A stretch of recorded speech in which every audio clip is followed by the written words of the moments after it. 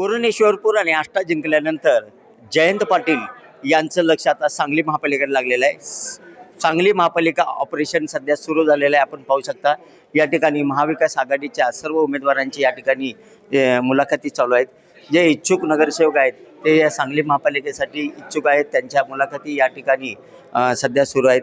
सांगली शहरात असणाऱ्या ऑफिसर क्लबमध्ये या मुलाखती सगळ्या पार पडत आहेत. या ठिकाणी स्वतः राष्ट्रवादी काँग्रेसचे माजी प्रदेशाध्यक्ष जयंत पाटील, त्याचबरोबर आमदार विश्वजित कदम, खासदार विशाल पाटील यांच्यासह दोन्ही पक्षाचे पदाधिकारी या ठिकाणी मोठ्या संख्येनं या ठिकाणी उपस्थित आहेत. त्याबरोबर इच्छुक उमेदवारांची संख्यासुद्धा या ठिकाणी भरपूर आहे.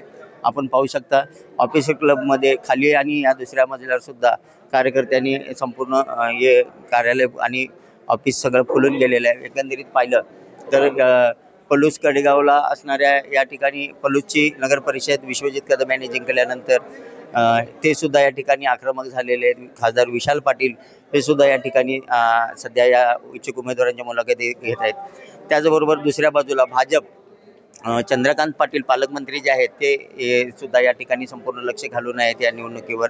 ते स्वतः सर्व इच्छुकांना आज भेटणार आहेत. एकंदरीत पाहिलं तर या ठिकाणी पालकमंत्री चंद्रकांत पाटील असतील किंवा या ठिकाणी असणारे राष्ट्रवादी काँग्रेसचे माजी प्रदेशाध्यक्ष जयंत पाटील असतील, खासदार विशाल पाटील असतील, विश्वजित कदम असतील, यांची प्रतिष्ठा या निवडणुकीमध्ये पणाला लागलेली आहे. एकंदरीत पाहिलं तर ईश्वरपूर आणि आष्टा या ठिकाणी गुलाल लावल्यानंतर जयंत पाटील हे सांगली महापालिकेकडे आता यांचं संपूर्ण लक्ष आहे आणि ऑपरेशन सांगली महापालिका हे सुरू झाले असं म्हटलं तरी वावगं ठरणार नाही. आणि त्याचबरोबर दुसरीकडं जयंत पाटील हे भाजपला एकटं पाडण्याची सुद्धा संधी सोडत नाहीत. त्या सूत्रांच्याकडून असे समजत आहे की अजित पवार राष्ट्रवादी गटाबरोबर सुद्धा त्यांची युती होण्याची दाट शक्यता आहे. येणाऱ्या 2 दिवसात चित्र स्पष्ट होणार आहे आणि भाजप विरुद्ध सर्व पक्ष अशी लढाई या सांगलीमध्ये सर्वांना पाहायला मिळणार आहे. कॅमेरामन सुजितसोबत मी शंकर देवकुळे, TV9 मराठी, सांगली.